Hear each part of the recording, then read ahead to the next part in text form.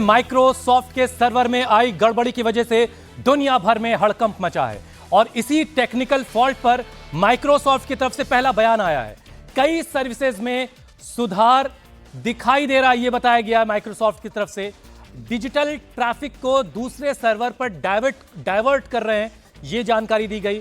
Diversion से कुछ services में सुधार आया है, यह बात बताई गई है। मतलब जिन सर्वर में प्रॉब्लम थी उनका ट्रैफिक किसी और सर्वर पर डाइवर्ट करके हालात को बेहतर करने की कोशिश की जा रही है। अभी कुछ सुधार दिखाई दे रहा है। पवन से और जरा अपडेट लेते हैं। पवन, उन्होंने कहा है कि एक ट्रेंड देखा जा रहा है सुधार का, यानी पूरे तौर पर सुधार का दावा नहीं कर रहे हैं, लेकिन वो कह रहे हैं कि कुछ सर्विसेज में सुधार का ट्रेंड देखा जा रहा है।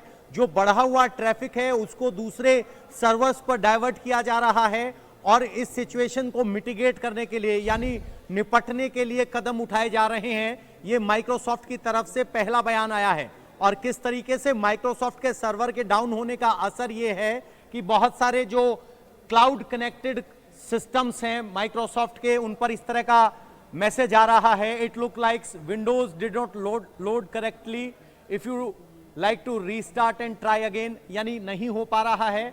एयरपोर्ट पर किस तरह से दिक्कत परेशानी हो रही है उसकी एक तस्वीर आपको दिखा दें। वो मैं सामने देख रहा हूं, सब जगह N/A लगा हुआ है। पवन, बिल्कुल, एयरपोर्ट पर जो तस्वीरें आ रही हैं वो स्पष्ट दिखा रही हैं कि जो फ्लाइट इंफॉर्मेशन होती कि कौन सी फ्लाइट कौन से गेट से कितने बजे उड़ेगी, उस तरह की जानकारी अभी उपलब्ध नहीं हो पा रही है। वो स्क्रीन ब्लैंक हो गए हैं।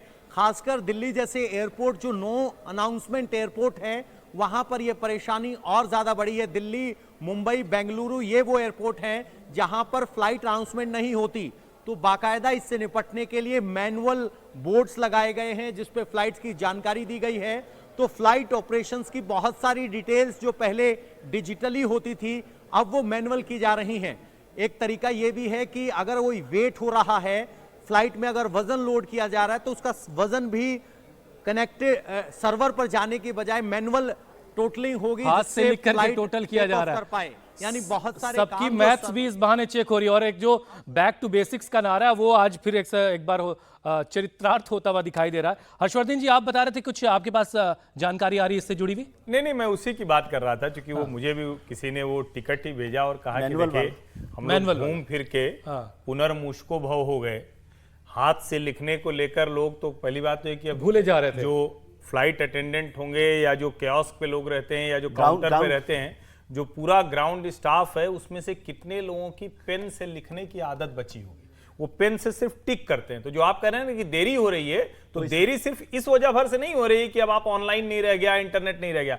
हाथ से आपको लिखने की आदत नहीं रहेगी, आपको नंबर नहीं लिखा जा रहा, आपको वर्ड्स नहीं लिखे जा रहे हैं, तो आपको पूरे टिकट पे लिखना है तो ये भी एक बड़ी मुश्किल है। तो उसको लोग लिख भी रहे हैं और वजन सोशल मीडिया पे भी उसमें कंफ्यूजन भी रहेगा। तो जब हाथ से लिखेंगे कि राइटिंग पे निर्भर करेगा, कोई 32 का 34 लिख रहा है तो वो मालूम पड़ा उसने 32 लिख रहा है, उसको क्या पढ़ के सीट समझ रहा है, तो ये भी क्लियर कर मतलब कंफ्यूजन रहेगा कि सिर्फ लिखा क्या है। 54 का 74 हो गया। कभी पहले जाते थे तो वो इंडियन एयरलाइंस की फ्लाइट की जब वो होती थी चेक इन के लिए टिकट, तो उसमें तो वो 4 स्लिप लगी होती थी और वो बॉल पेन से लिखकर उस पर, हाँ बहुत पुराने, हम तो आर्कियोलॉजिकल इंपॉर्टेंस के लोग हैं, तो उसमें वो मैनुअल किया करते थे। अब आजकल मैं मजाक में कहता हूँ कि मेरी कंप्यूटर पे जो वो राइटिंग है ना वो अच्छी है, हैंड राइटिंग तो नहीं। एक चीज मैं जोड़ना चाहता हूँ हुसैन साहब आपके साथ कि अभी हम लोगों ने चर्चा की थी पूरा सावन को लेकर और जो पूरा उत्तर प्रदेश के मसले पर, और उस पर मैंने एक कमेंट किया था, उसको लेकर बहुत सारे रिएक्शन मेरे पास आए।